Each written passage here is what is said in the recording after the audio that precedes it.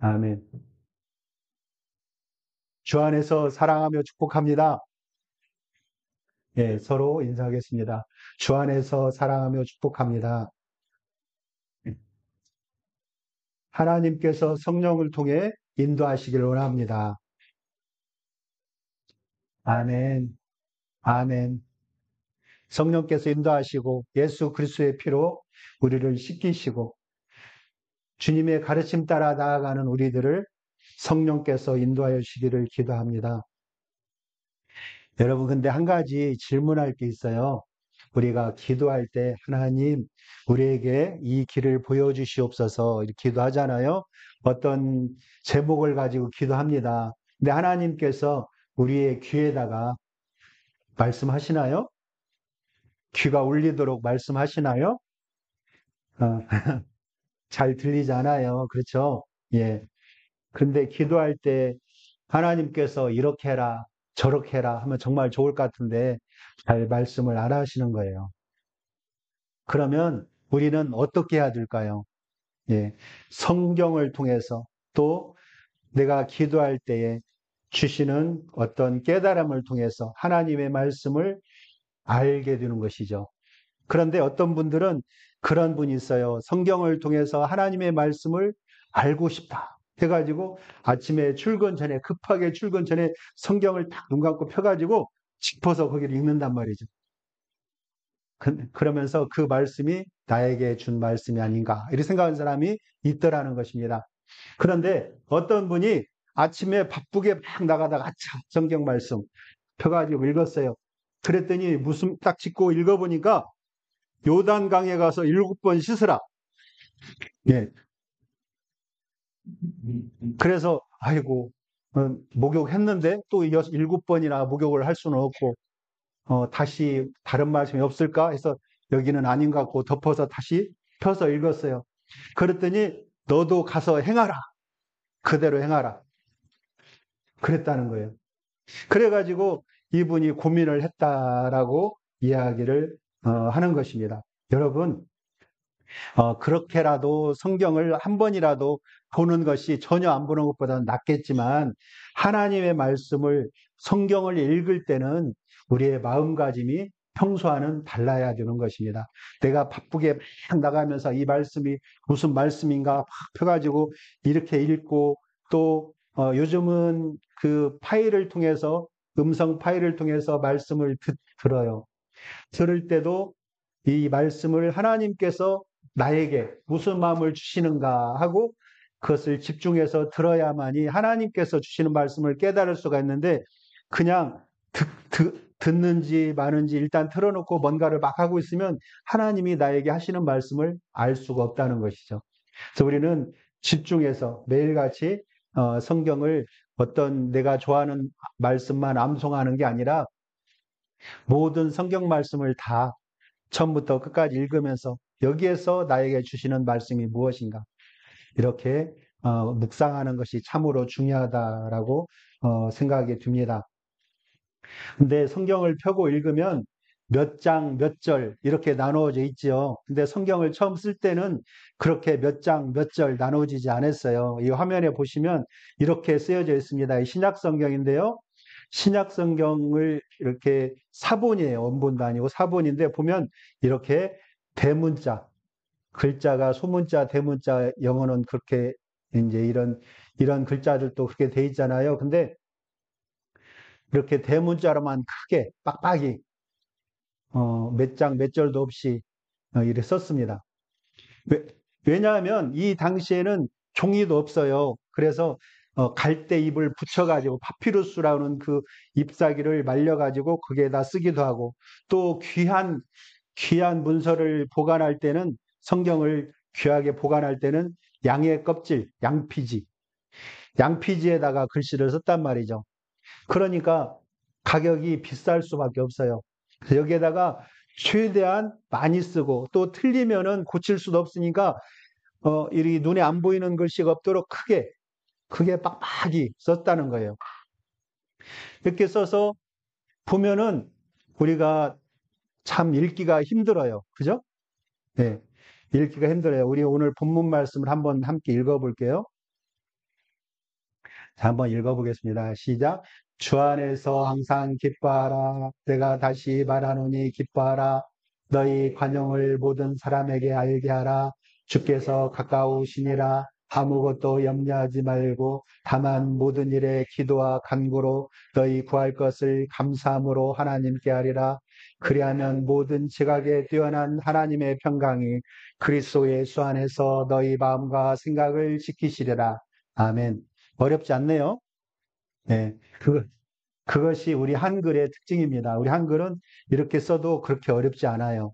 예전에도 우리 아버지 가지고 있는 성경을 보면은, 이렇게 글씨가 딱 붙어가지고 세로로 써놨어요. 세로로.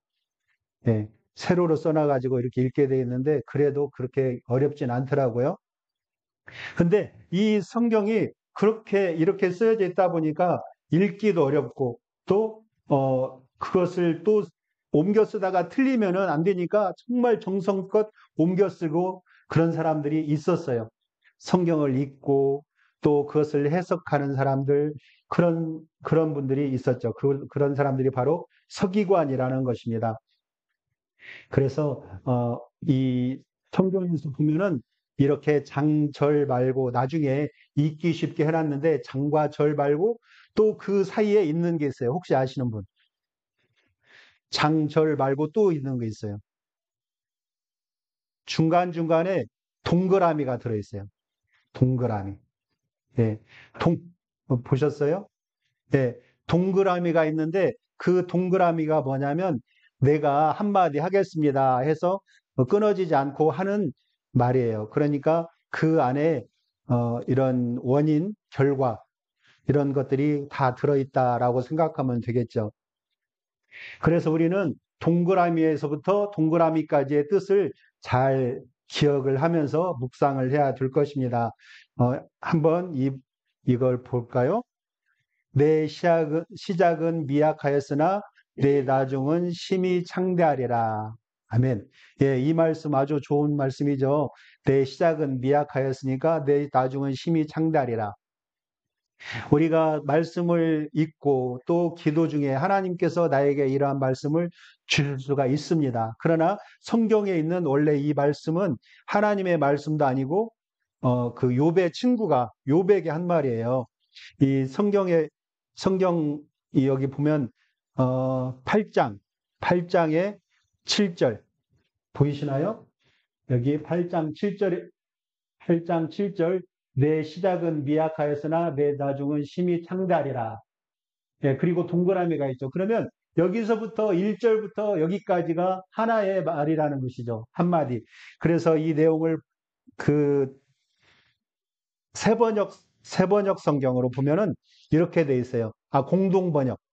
공동번역으로 보면은 언제까지 1절 수아 사람 빌닷이 대답하여 이르되 언제까지 그런토로 말하려는가 자네 입에서 나오는 말은 마치 바람 같네 그려 하나님께서 바른 것을 틀렸다고 하시겠는가 전능하신 분께서 옳은 것을 글렀다고 하시겠는가 자네 아들들이 그분께 죄를 지었으므로 그분께서 그 죄값을 물으신 것이 분명하네. 그러니 이제라도 자네는 하나님을 찾고 전능하신 분께 은총을 빌게나 자네만 흠이 없고 진실하다면 이제라도 하나님께서 일어나셔서 자네가 떳떳하게 살 곳을 돌려주실 것일세. 처음에는 보잘것없겠지만 나중에는 훌륭하게 될 것일세. 네, 이런 말입니다. 조금 이해가 안 되죠? 그러니까 처음에 우리가 내 시작은 미약하였으나 나중은 심히 창대하리라 이 원래 뜻은 이렇다라는 것이죠. 그래서 우리는 성경을 읽으면서 장을 장절 몇 장 몇 절 이렇게 외우는 것도 좋지만 전체적인 숲을 보는 것이 필요하다라고 할 수 있겠습니다.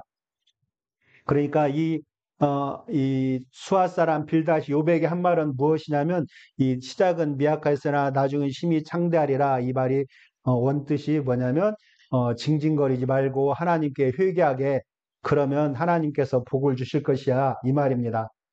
예, 그러나 이 말씀이 또 뭐 하나님께서 나에게 주실 수 있어요. 하나님께서는 성경에 나오는 말씀을 통해서 나에게 감동을 주실 수 있습니다. 그냥 저는 이 욥기서에서 그러한 내용이었다 말씀을 드리는 거예요. 그래서 우리가 장절을 구별하는 것도 좋지만 이 동그라미에서 동그라미 사이까지를 보면서 맥을 잡는 것도 중요하다라고 생각이 듭니다. 오늘 본문을 다시 한번 볼까요? 주 안에서 항상 기뻐하라. 내가 다시 말하노니 기뻐하라. 너희 관용을 모든 사람에게 알게 하라. 주께서 가까우시니라. 아무것도 염려하지 말고 다만 모든 일에 기도와 간구로 너희 구할 것을 감사함으로 하나님께 아뢰라. 그리하면 모든 지각에 뛰어난 하나님의 평강이 그리스도 예수 안에서 너희 마음과 생각을 지키시리라. 네, 아멘. 그러면 이거 무슨 말씀입니까? 4절이 원인이에요. 5절도 원인이고 6절도 원인입니다. 세 가지의 이런 원인이 있고 결과로서 그리하면이 나오는 것입니다. 그래서 오늘 제목이 그거예요. 그리하면 지키시리라. 예, 그리하면 지키시리라. 첫 번째 제목은 주 안에서 항상 기뻐하라. 내가 다시 말하노니 기뻐하라. 그리하면 모든 지각에 뛰어나신 하나님의 평강이 너희의 마음과 생각을 지키시리라. 예, 4절과 7절이죠. 여러분, 우리는 항상 기뻐하라. 이 말씀을 오늘 들었어요. 내가 다시 말하노니 기뻐하라.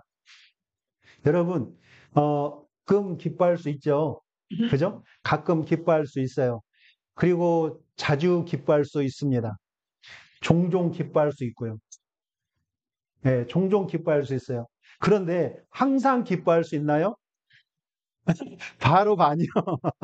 생각을 좀 해보시고, 예, 생각을 좀 해보셔야 하는데 바로 아니요. 사실 그렇습니다. 이 항상 기뻐한다는 것은 어렵죠. 근데 여기 말씀은 기뻐하는 자를 하나님께서 지켜주신다라고 말씀하고 있습니다.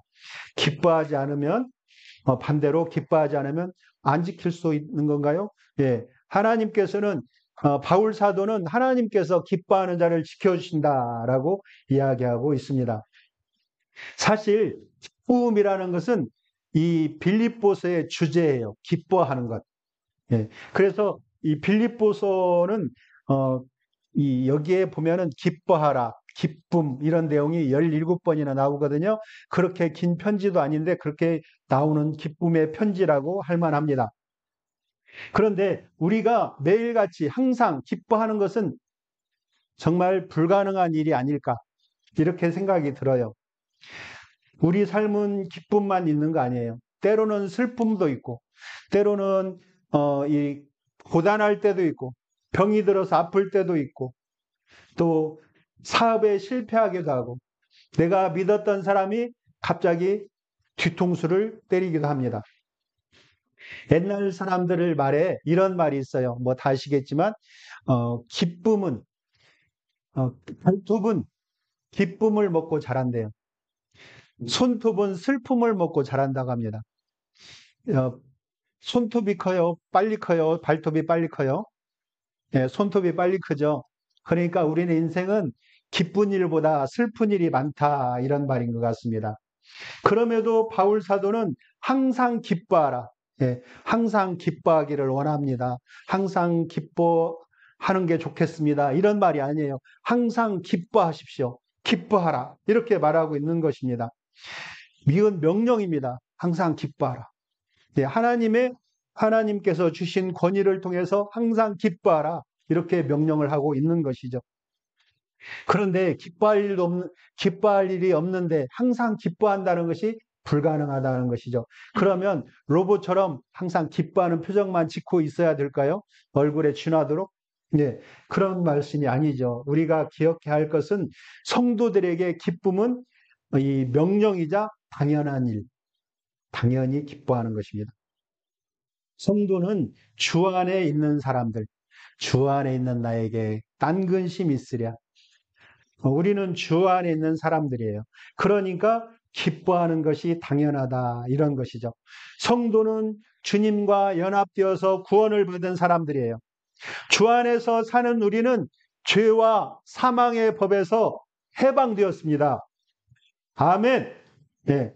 죄와 사망에서 해방되었다는 것은 슬픔과 두려움의 근원에서 완전히 벗어나서 자유롭게 되었다는 거예요.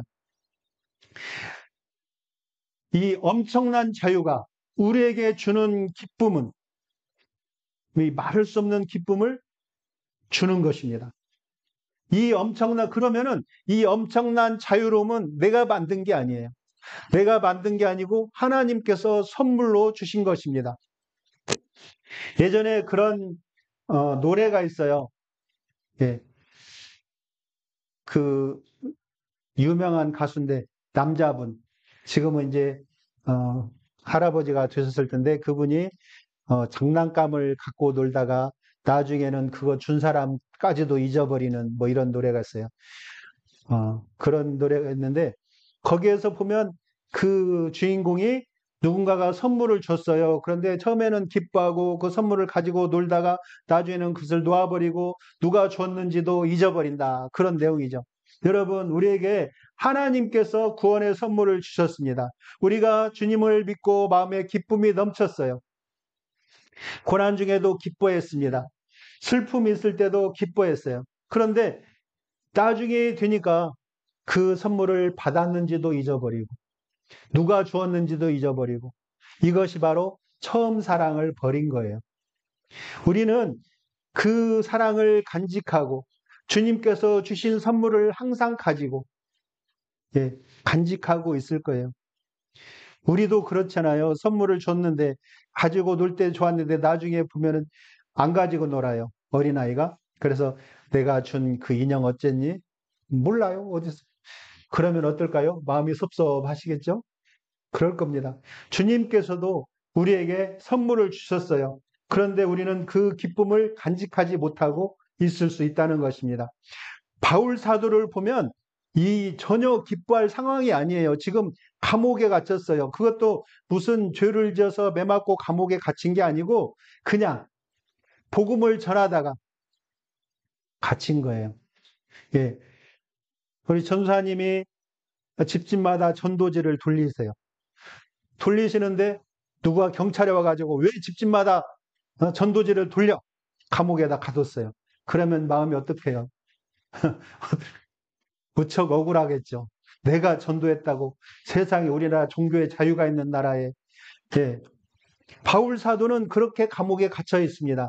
그런데도 그 상태에서 지금 마음이 억울하고 그래야 되는데 항상 기뻐하라, 기뻐하라 라고 말하고 있는 것입니다. 하긴 바울 사도는 그 이전에도 이 빌립보에서 매맞고 감옥에 갇혔을 때도 바울과 실라 두 분이 감옥에 갇혔을 때도 찬송하던 사람이죠. 예, 우리가 찬송을 하게 되면 하나님께서 그 능력을 보여주십니다. 우리에게 주님의 손길로 도우시는 것이죠. 이번에 다니엘 기도에 그런 내용이 있더라고요. 이 탈북자인데 중국 공안에 붙잡혀가지고 감옥에 갇혔어요. 감옥에 갇혔는데 탈북자가 아니고 그 탈북자를 돕는 목사님의 어머니였어요. 근데 그 어머니가 어떻게 공안에 갇혔어요. 근데 그 어머니는 여기에 갇히면 죽는 건 줄 알았죠. 네. 그 사형 선고를 받는 줄 알고 두려웠어요. 두려워가지고 거의 그냥 하나님께 미친 거예요. 그래서 아침부터 저녁 때까지 잠잘 때만 빼놓고 계속 찬송을 하는 거예요. 찬송을 계속 하니까, 선교사님의 중국 선교사의 어머니가 감옥에서 계속 찬송을 하는 거예요. 찬송하고 아침부터 저녁까지 그 다음날도 5일 동안을 계속 찬송을 했답니다. 그러니까 중국 공안이 시끄럽다고 나가라고. 나가라고 하면서 뒷사람들한테 손으로 이렇게 하더랍니다. 미쳤다고. 예, 하나님께 미친 거예요. 미친 사람은 하나님께서 책임져 줄 믿습니다. 예, 바울 사도는 찬송하고 하나님께 영광을 돌렸어요. 왜 그랬을까요? 그는 자신이 당하는 고난은 앞으로 누리게 될 영광과 좋게 비교할 수 없다. 이런 사실을 확신하고 있기 때문입니다. 예, 로마서 8장 18절입니다. 예, 이 주님을 바라보며 위로를 얻은 바울 사도. 여러분, 우리에게도 같은 기쁨이 있습니다. 하나님께서 우리를 구원해 주신 구원의 기쁨, 또 위로받았던 그 기쁨, 나중에 천국 가서 상급받을 그 기쁨, 우리에겐 그 기쁨이 있어요. 현재 우리를 가로막고 있는 모든 환경을 뛰어넘어서 하나님께서 우리에게 주신 내적 기쁨을 누리시기 바랍니다. 항상 기뻐하라. 이러한 주의 명령을 순종하십시오. 그리하면 모든 지각에 뛰어나신 하나님의 평강이 여러분의 마음과 생각을 지켜주실 것입니다. 말씀 한번 읽고 다음으로 넘어가겠습니다. 그러므로 이제 그리스도 예수 안에 있는 자에게는 결코 정죄함이 없나니 이는 예수 그리스도 성령의 법이 죄와 사망의 법에서 너를 해방하였음이라. 아멘. 예. 두 번째로는 너희 관용을 모든 사람에게 알게 하여라. 주께서 가까우시니라. 그리하면 모든 지각에 뛰어난 하나님의 평강이 그리스도 예수 안에서 너희 마음과 생각을 지키시리라. 아멘. 예. 이 말씀을 세 번역으로 다시 한번 보겠습니다.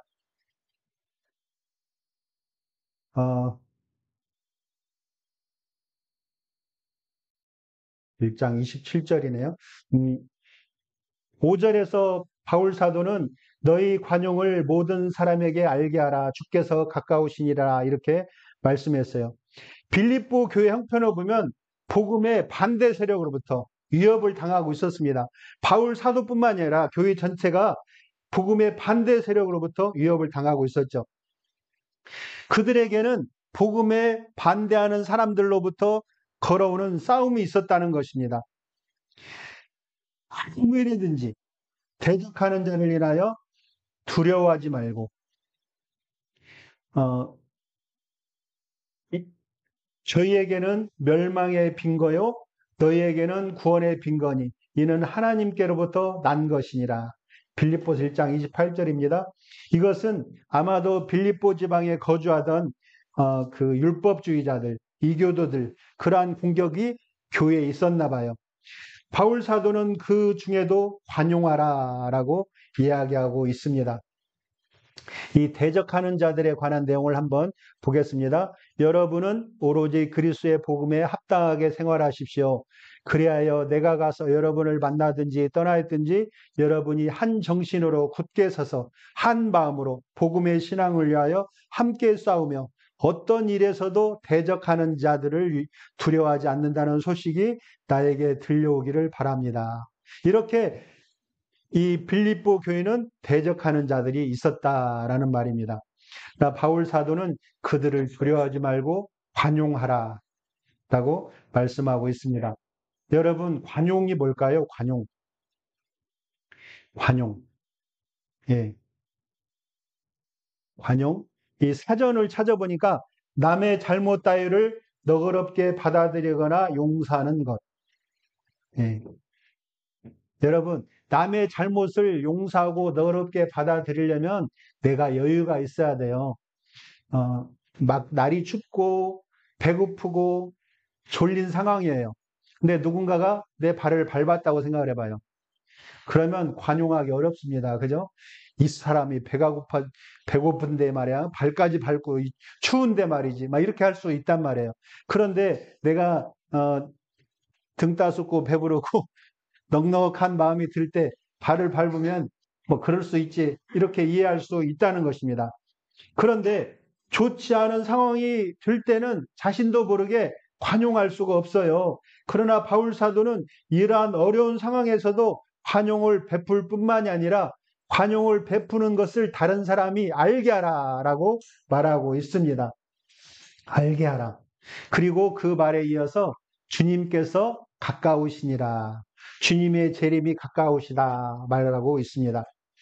여러분, 고난이 올지라도 주님이 곧 오실 것이니 참고 견뎌라, 관용하며 있어라 이렇게 말하는 것입니다.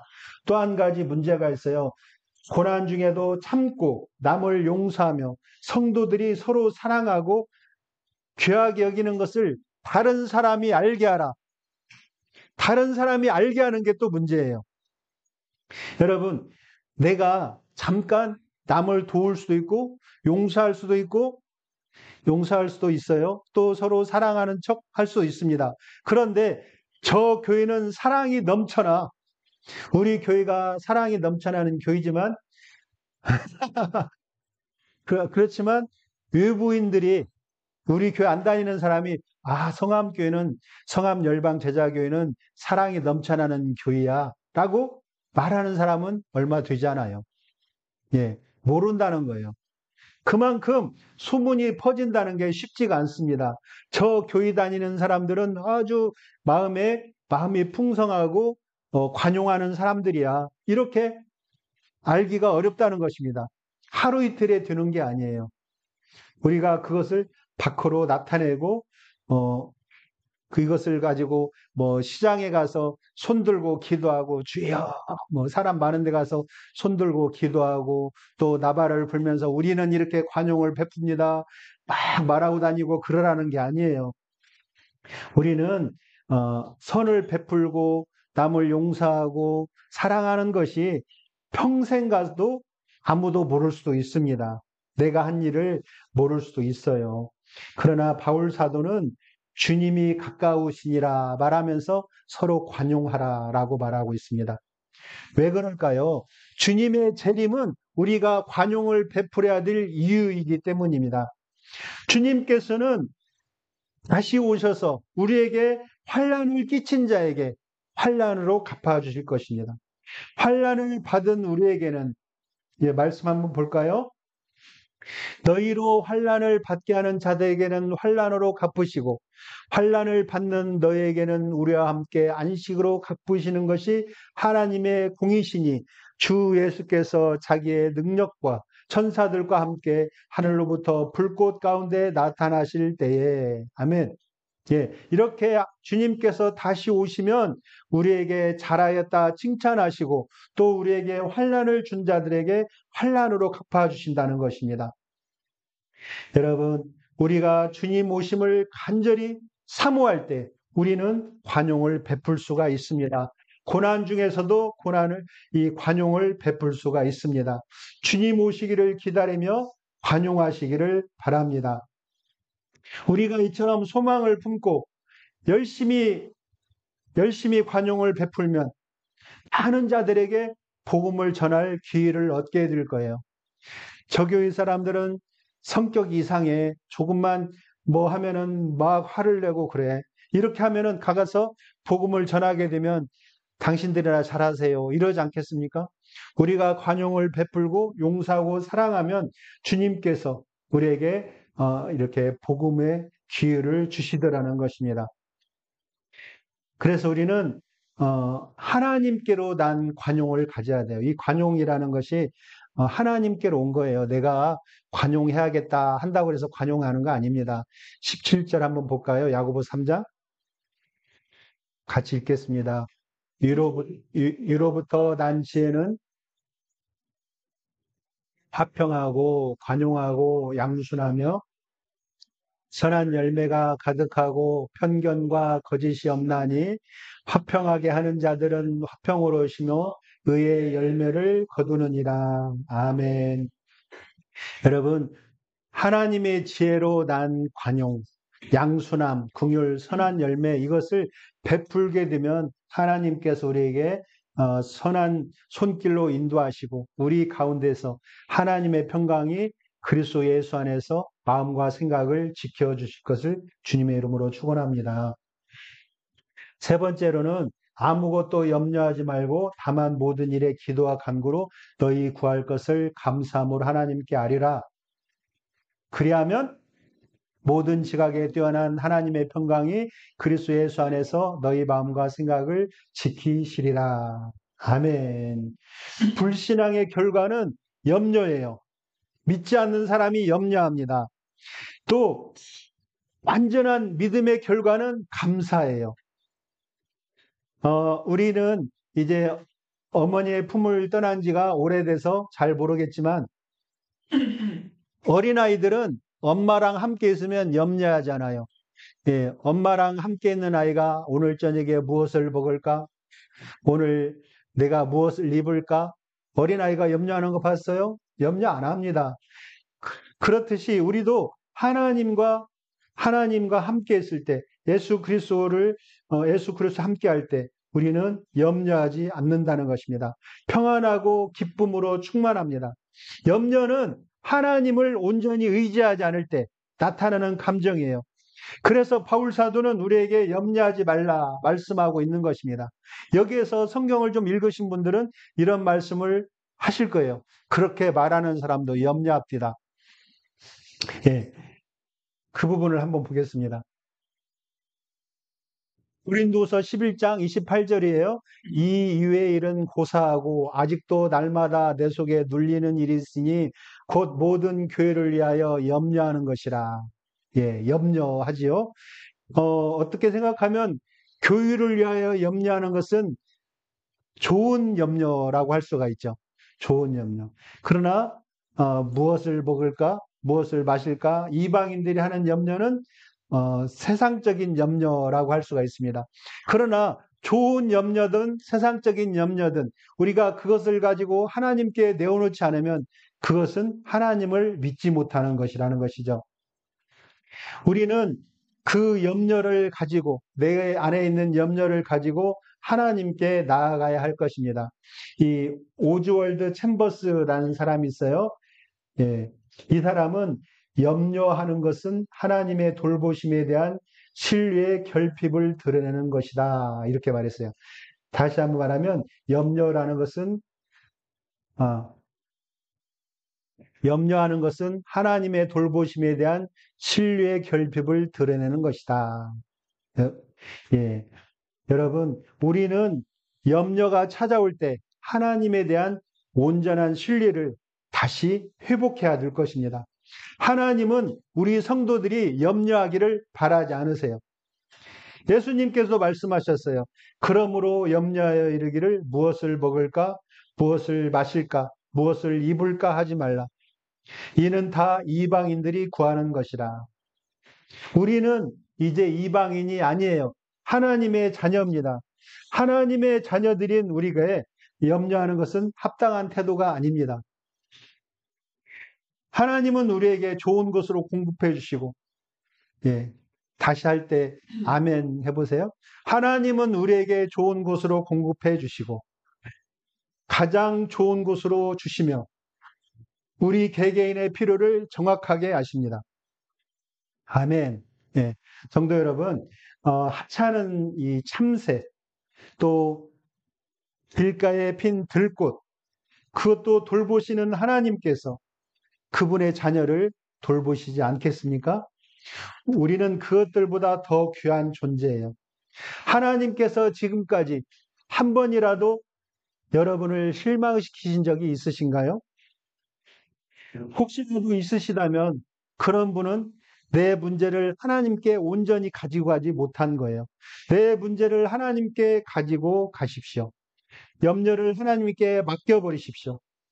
하나님은 우리를 위해서 자기 아들까지도 주신 분이십니다. 아낌없이 주신 분이죠.